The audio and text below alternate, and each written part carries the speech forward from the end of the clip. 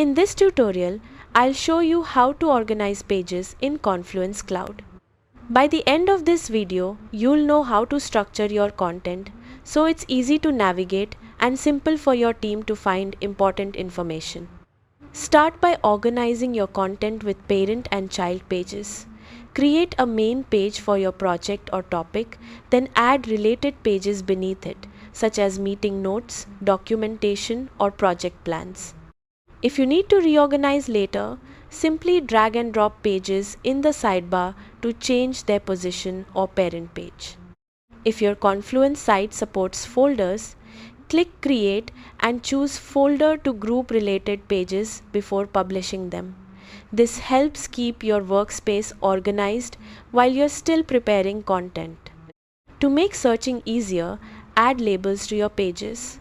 Open a page, select labels, and add relevant keywords like project names, departments, or topics. Labels make it much easier to find related content across your entire workspace. For quick access, add important pages as space shortcuts. In the sidebar, edit the shortcuts section and pin frequently used pages or external links so your team can reach them with a single click.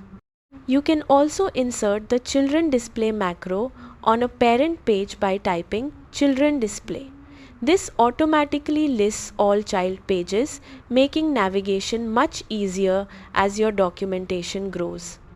Finally, keep your space organized by reordering pages in the sidebar, archiving outdated content, and updating your page structure whenever projects change.